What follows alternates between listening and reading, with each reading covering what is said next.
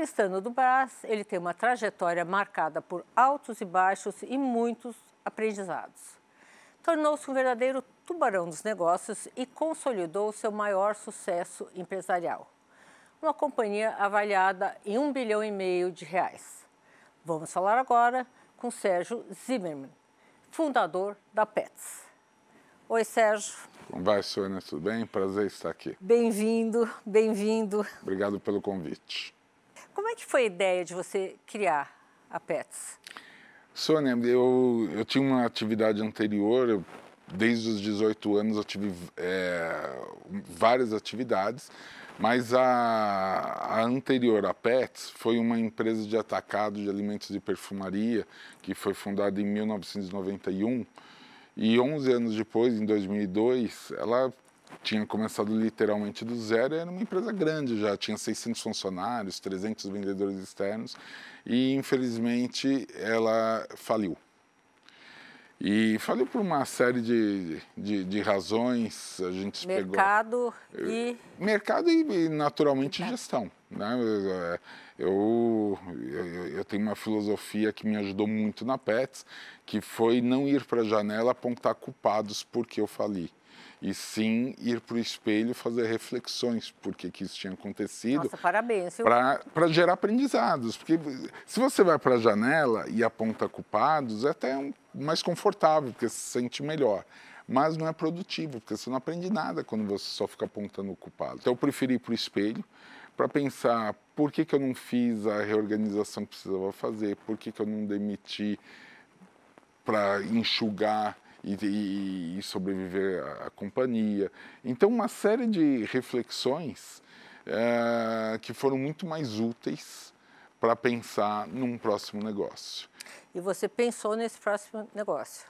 Sim, inclusive num dos endereços que tinha o atacado de perfumaria, na Marginal Tietê, na Ponte da Vila Guilherme, na cidade de São Paulo. E aí o que acontece? Eu imaginei vários negócios diferentes. Eu pensei, eu poderia ir perfumaria de varejo. Não deu certo porque lá não tinha tráfego de pedestres. Pensei numa mega loja de brinquedos. Me desaconselharam por conta da sazonalidade. E aí eu tinha um cunhado que fazia shampoo para cachorro no quintal da casa dele. E ele falou, por que não uma pet shop? Eu falei, não tem sentido, porque esse ponto são 3.000 metros quadrados de área de vendas. Quantos anos atrás? Isso em 2002, 22 anos atrás. Então, pet shop na minha cabeça tinha 100 metros quadrados, 150 metros, 200 metros. Eu morador da Zona Leste, não conhecia absolutamente nada diferente disso. Eu fiquei assim, achando que era impossível, achei péssima a ideia de montar uma pet shop, num primeiro momento. Mas aí eu acabei chamando o gerente da Pedigree, perguntando para ele o que ele achava, se fazia algum sentido. Aí ele falou, depende. Você está pensando em montar alguma coisa no estilo da Cobase? Eu falei, Cobase? O que é Cobase? Eu nunca tinha ouvido falar. Em 2002, só que eles já tinham, na época, 17 anos de atuação. Só que eles tinham 3 lojas, na zona sul e oeste de São Paulo. Quando eu conheci essas lojas, que eram lojas de 2, 3 mil metros quadrados, eu tomei a decisão instantânea. Eu falei, nossa, se tem 3 lojas dessas para atender zona sul e oeste de São Paulo, por que não pode ter uma loja para atender a zona leste e norte? Então a decisão foi tomada no dia que eu entrei dentro de uma loja da Cobase e vi que já existia esse modelo. Você começou com todos os produtos para pets, você focou em um pet especial, sei lá, cachorro ou gato, aí você expandiu. Como é que foi essa montagem desse seu negócio? A primeira coisa, eu tentei economizar um pouco aprendizados, tentando ser franqueado da Cobase, mas aí eu não fui nem atendido porque eles não faziam franquia, então nem cheguei a conversar à época com os donos. E aí eu fui uns 10 dias consecutivos nas lojas deles para prestar atenção e para aprender o que eles faziam muito bem feito, que no máximo eu conseguiria copiar, e o que eles não prestavam atenção, que eu poderia fazer diferente. E então nasceu com tudo e com coisas que eles não prestavam atenção. Então, por exemplo, filhotes. Eles não vendiam filhotes. A gente colocou venda de filhotes, porque até então filhotes eram vendidos em postos de gasolina, em feirinhas em beira de estrada, assim, numa situação de bem-estar animal péssima. E o pilar central nosso é o bem-estar animal. E os canis? Os canis vendiam, mas muitos desses canis, para chegar mais perto do consumidor, faziam feiras em praça pública ou nessas rodovias, no posto de gasolina nas rodovias, o que, convenhamos, não é o adequado para o bem-estar animal. Não. Então a gente criou toda uma lógica de cuidar do criador, dos processos que o criador tem, e um ambiente de loja que esse pet tivesse boas condições de bem-estar. Então teve esse diferencial, teve o diferencial que eles não cadastravam clientes, eles não tinham nenhum tipo de relacionamento com clientes. A gente começou a dar um incentivo para o cliente fazer o cadastro, para a gente criar relacionamento. A gente começou a fazer eventos na loja, a gente se inspirou no modelo da Cobasi, mas eu tive o cuidado de não fazer uma cópia, porque quando você simplesmente copia, a hora que o original chega perto de você, você desaparece. Então foi uma coisa lá inspirada neles. A gente entrou com 17 anos de atraso nesse mercado e eu montei uma loja pensando em simplesmente sustentar minha família, 4 filhos, para que uma loja fosse suficiente. Então, o nome original não era Pets, o nome original era Pet Center Marginal. Passado um ano e pouquinho da inauguração, o negócio começou a dar muito certo. E aí a história do empreendedorismo começa você começa a se perguntar, você fala, pô, mas se deu certo num lugar, e se eu tentar num segundo? Aí você já arruma uma briga com a família, porque fala, pô, não é possível, você acabou de vir de uma falência, você tropeçou nas próprias pernas querendo crescer, você vai começar tudo de novo. Não tá bom, uma loja, tá o suficiente, a gente está vivendo bem, está ganhando bem, só que não tem jeito. Quantas lojas vocês têm hoje? 255. Sérgio, tudo isso de loja, todas essas lojas, para quem começou com uma, o que te motivou? Acho que mais do que falar o que me motivou, é importante falar o que não me motivou, o que não é a razão que passa por isso: dinheiro. Zero a ver com dinheiro. Isso tem a ver com vontade de fazer diferença na sociedade, vontade de impactar mais pessoas, vontade de gerar mais empregos. Hoje são mais de 7 mil funcionários que a companhia tem. Essa vontade de realização mesmo. Então, assim, é zero a ver com questões materiais. É uma cocequinha que dá, que você fala, não, vamos, 2, 4... É porque você começa a questionar. Então, a gente começou a fazer expansão pelos estados. Você não sabe se o que funciona em São Paulo vai funcionar, né, em Minas Gerais. Mas aí você vai para Minas, funciona. Você vai para Brasília, funciona. Mas funciona o mesmo modelo? Não deve ser o mesmo modelo, mesmo mix de produtos. Aí você vai para o Sul, você vê que funciona. Aí tinha a barreira ainda do Nordeste. O Nordeste, o pet é outra cultura e tal. Só que a gente apostou... É outra cultura? Então, a gente fez uma aposta, era uma outra característica de consumo. Só que a gente fez uma aposta que o problema do Nordeste não era demanda, era oferta. E a gente quase que simultaneamente pegou pontos muito bons nas principais capitais do Nordeste e abriu lojas extremamente disruptivas para o padrão do varejo físico que essas capitais tinham, e foi um absoluto sucesso, tem sido um absoluto sucesso. O Nordeste, a gente foi para Manaus, para Tocantins.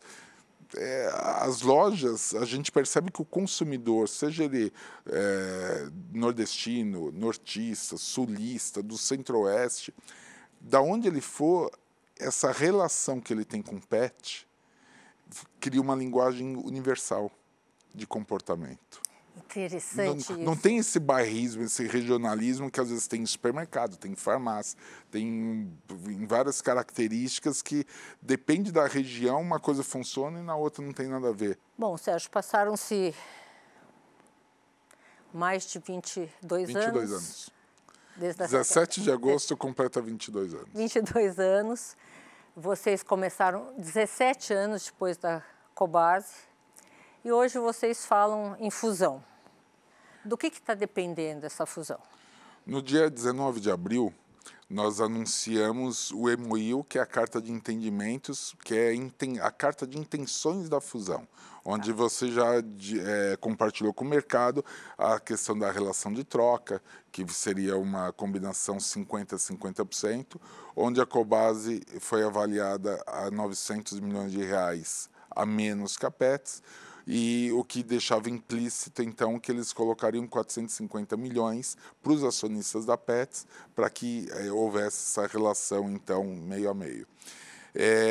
Só que tudo isso depende das diligências.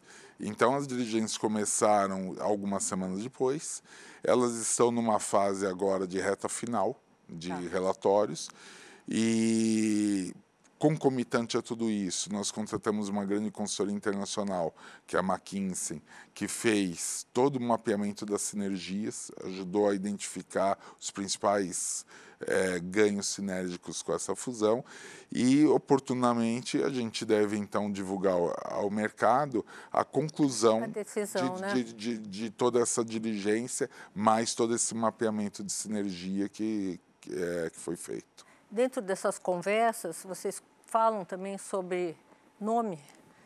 Continua Petz, continua Cobasi, continua tudo separado? É uma das poucas coisas que eu posso dizer que está definido. Continua Cobasi, continua Petz. Eu diria que o nosso modelo é inspirado na Raia Drogasil.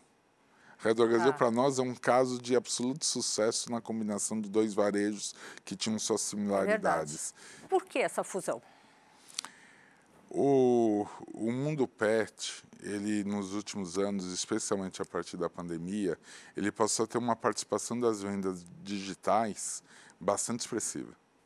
E a gente começou a ter não só a concorrência do canal especializado, como a concorrência dos grandes players de internet, como Amazon, Mercado Livre, um pouco mais para trás, Americanas, Magazine Luiza, que começaram a enxergar nessa vertical pet uma vertical interessante.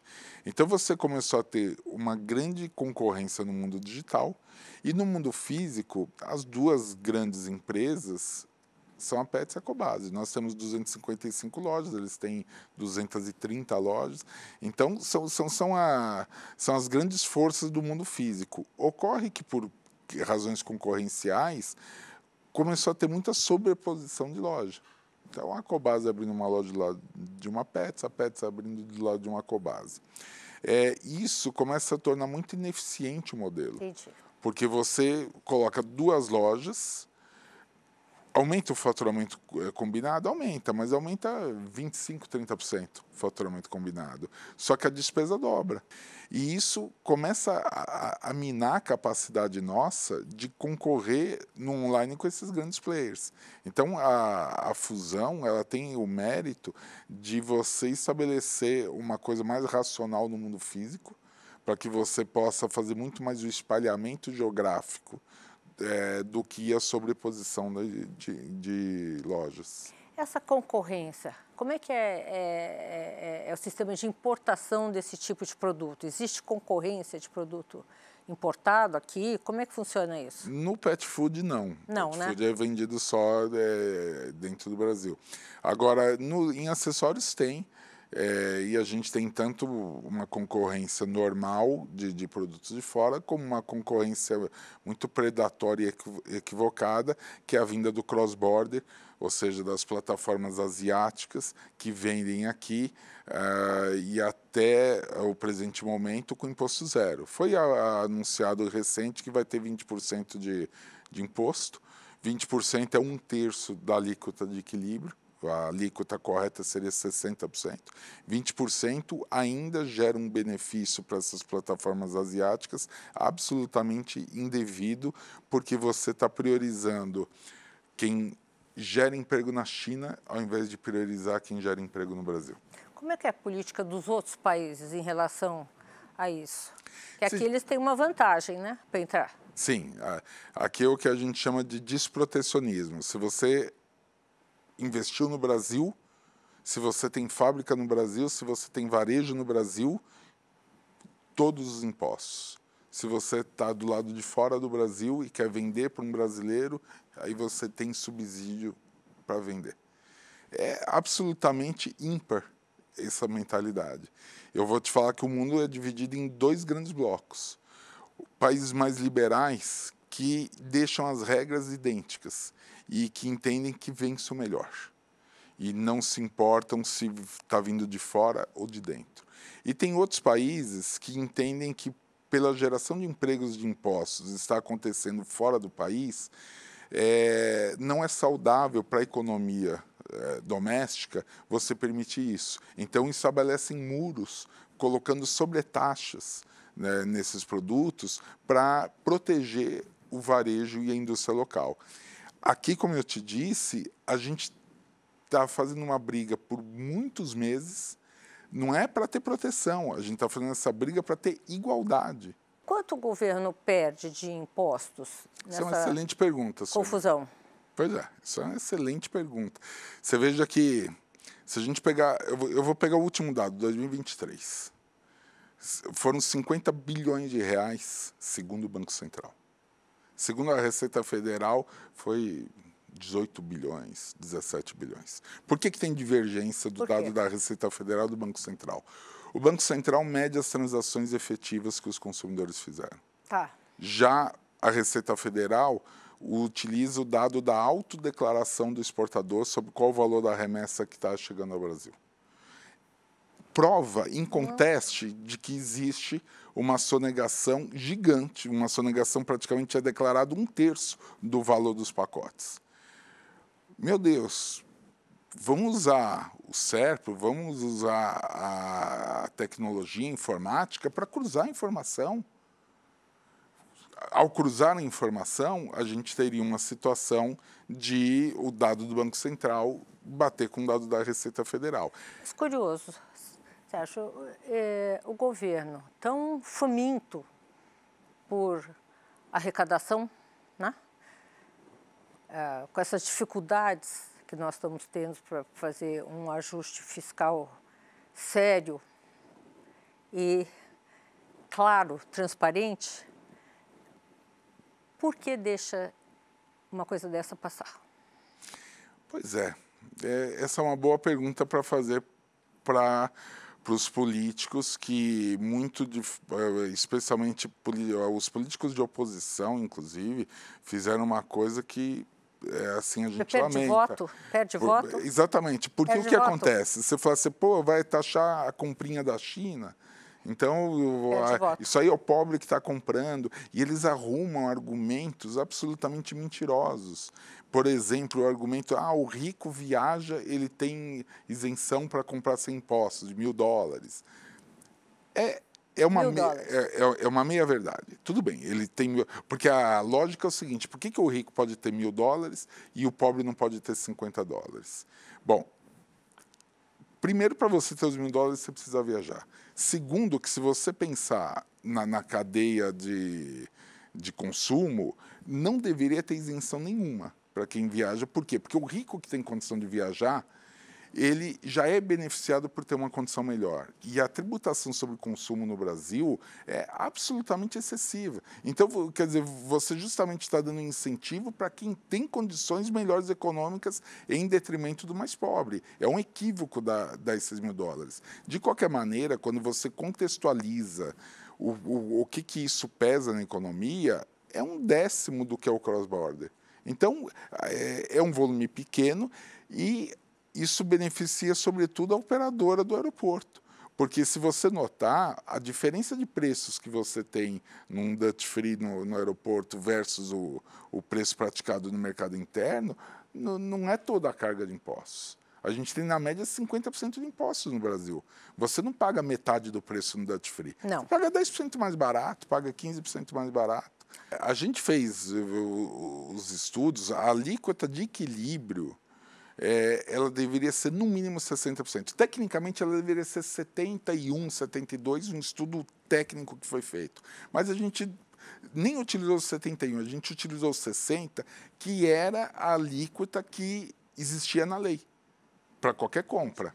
O que essas plataformas fizeram foi criar uma interpretação, criar uma narrativa que em favor próprio e que colou. que foi o seguinte: existe uma coisa de mínimos, que é a história de você poder remeter para o Brasil até $50 sem imposto. Tá. Só que qual que é isso está no site da Receita Federal, é só você ver o que é o de mínimos.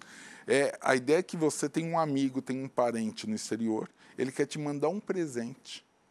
E se esse presente for de até $50, não tem imposto nenhum. É isso que é o de mínimos. Só que não pode ter transação comercial no de mínimos, é relação de presente. E aí eles esqueceram essa parte que tem que ser presente, começaram a criar essas plataformas asiáticas, vendendo os produtos aqui, utilizando essa brecha da lei da isenção dos $50, o que criou uma distorção gigante. Agora, você acabar com essa isenção, teria um impacto grande no consumo? Assim, perder voto, vou ter que pagar mais caro em vez de $50, eu vou pagar 75, sei lá quanto exatamente o imposto, 50% a mais? O imposto correto seria 60% de importação. Então, $80. Sim.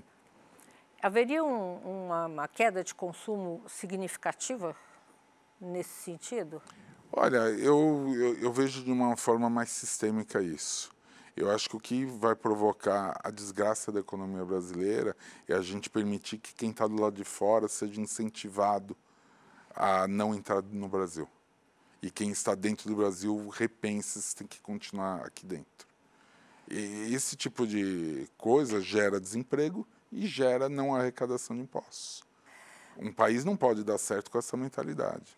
A reforma tributária, o que você pensa do arcabouço hoje montado? A reforma tributária, quando você analisa sob o ponto de vista acadêmico dela, sob o ponto de vista teórico dela, ela tem seus méritos. Quando você analisa sob o ponto de vista prático, eu tenho inúmeras dúvidas. E eu te explico um pouco melhor aqui.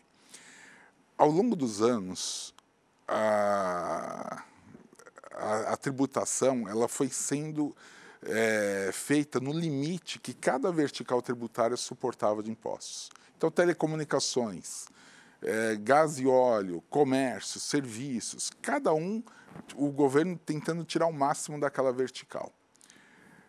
Isso fez com que você tivesse verticais com capacidade plena de passar os impostos para a população. Por exemplo, telecomunicações. Não tem sonegação. Não tem o que Todo fazer. mundo passa. Energia elétrica. Também. E você tem aqueles setores extremamente competitivos, por exemplo, serviços, que é super competitivo. Então, quem segue a lei paga um imposto, quem não segue está pagando parcialmente ou não pagando nada de imposto. Muito bem. Essa reforma, ela procurou organizar e deixar os impostos quase que flat, em todas as verticais.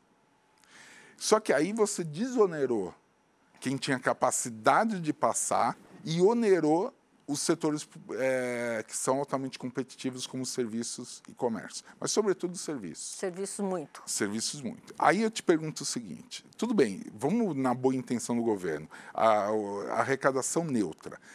Só que a arrecadação neutra no bolo inteiro não significa arrecadação neutra setorialmente. Então, você tem menos arrecadação naqueles setores com capacidade de impostos e mais arrecadação prevista nos setores que são mais complexos.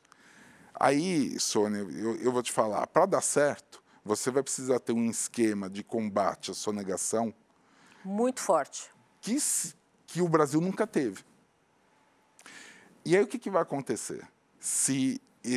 Queda de arrecadação. Vai acontecer queda de arrecadação. Acontecendo a queda de arrecadação, o que o governo vai fazer? Vai querer aumentar o imposto. Por isso que o que foi aprovado recente agora na Câmara foi fundamental ter colocado um teto de alíquota. Porque o teto, acho que é 27,5, alguma coisa assim que foi colocado de IVA, ele é fundamental que seja mantido no Senado, esse teto, porque ele é quase que a única garantia para que, se cair a arrecadação, para que o governo entenda que ele tem que correr atrás de quem não paga e não ficar cobrando mais de quem já paga. Não, esse teto tem o teto dos gastos, né? Foi criado. Tem o teto agora dos impostos. Tem o teto da alíquota. Ali. E aí você só veja o seguinte, hoje a gente tem uma situação, falando a grosso modo, serviços, digamos, entre PIS, COFINS e ISS, a alíquota é 11%. Na reforma, isso vai para 25%, 26%, 27%. Só que hoje, com 11%, tem algumas empresas que pagam direitinho e tem empresas que estão pagando parcialmente ou nada. Por que essas empresas que pagam parcialmente ou nada, a hora que aumentam, não estão querendo pagar 11%? Aí vão pagar 27%? Não. E vão ter outras que vão deixar de pagar. E outras que topam pagar 11% talvez não vão topar pagar 27%. É um problema brasileiro, né? O Estado foi cooptado por interesses variados e, enfim, ganham mais forte, né? Sim. E na hora que você concede um privilégio para um setor ou um privilégio para o outro, você nessa bagunça, né? Você não consegue tirar nenhum, né? A folha de pagamentos, isenção, foi introduzida lá atrás, muita gente acha que erroneamente, outra não, agora vai indo, vale para 17 setores, vale para 4, vale para 5. Por que não fazer uma política de Estado? Pois é. Quer ver, o que você falou está coberto de razão. Basta dizer, nas exceções da reforma tributária, o setor de saúde humana, muito organizado, conseguiu uma redução de 60% na alíquota. 60% de redução.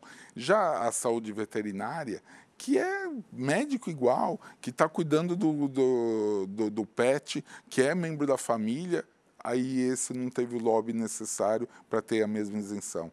E a gente está falando basicamente da mesma atividade. É muito complexo. É muito complexo. Olha, eu quero conversar com você mais vezes sobre esse assunto, sobre outros. Obrigada por essa conversa. Quero tê-lo outras vezes aqui com a gente. Foi um grande prazer. Obrigado pelo convite. Obrigada, Sérgio. O programa de hoje está terminando. Obrigada a você pela companhia e até semana que vem, aqui na Band News TV.